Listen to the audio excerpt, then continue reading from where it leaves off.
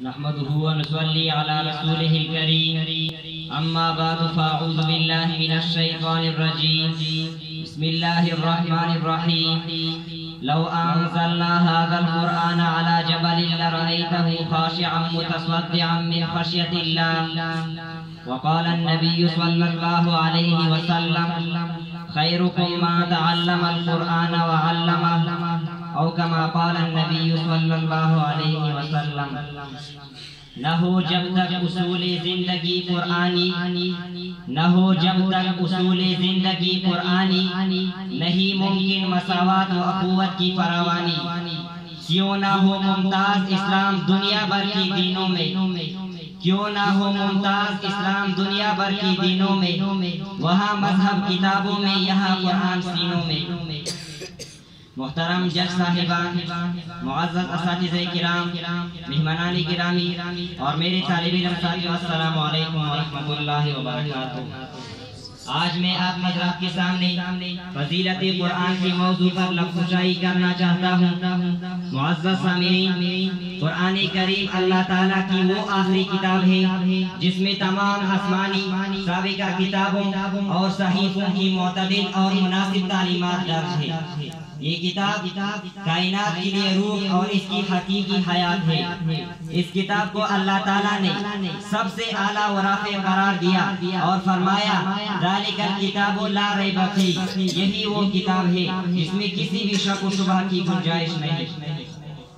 معزز سامعین میں نے قرآن سے پوچھا بتا تیرا نام کیا ہے قرآن نے جواب دیا قرآن مجید میرا نام قرآن مجید ہے میں نے قرآن سے پوچھا بتا تیری زبان کیا ہے قرآن نے جواب دیا بلسان عربی مبین میری زبان عربی ہے میں نے قرآن سے پوچھا تیرے حفاظت کی کیا گارنٹی ہے قرآن نے جواب دیا انا نحن نزلنا الذکر و انا لہ لحافظون یہ میری حفاظت کا ذمہ خود خالق کائنات نے ہے میں نے قرآن سے پوچھا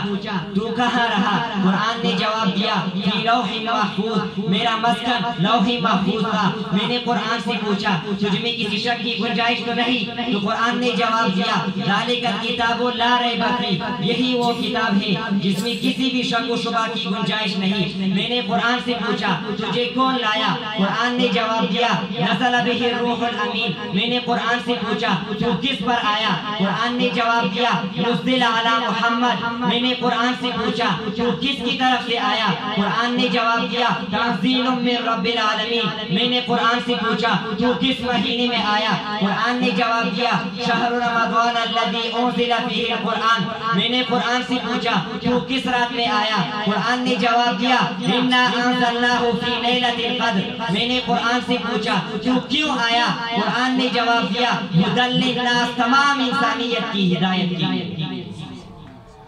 معزز سامعین قرآن کریم کے بارے میں حضور اکرم صلی اللہ علیہ وسلم نے فرمایا القرآن حجت لک او علیک قرآن کریم یا تو تیرے حق میں گواہ ہوگا یا تیرے خلاف گواہ ہوگا ایک اور جگہ میں فرمایا اشرف امتی حاملۃ القرآن کہ میرے امت کے معزز لوگ حاملین قرآن ہوں گے خیرکم من تعلم القرآن وعلمہ تم میں سے بہترین شخص وہ ہے جو قرآن کریم کو سیکھے اور دوسروں کو سکھائے معزز سامعین یہ اس قدر مقدس کتاب ہے کہ اس کے بارے میں رب کائنات نے فرمایا کہ اگر ہم یہ کتاب کسی پہاڑ پر اتارتے تو دیکھ لیتے کہ وہ اللہ تعالیٰ کے خوف سے دب کر پڑ جاتا یہ قرآن وہ راستہ بتاتا ہے جو سب سے سیدھا ہے اور ایمان والوں کو خوشخبری سناتا ہے اصلاح عالم کا بس اب سما ہونا چاہیے اصلاح عالم کا بس اب سما ہونا چاہیے سب کا دستور العمل قرآن ہونا چاہیے یہی ہے آرزو کہ تعلیم قرآن عام ہو جائے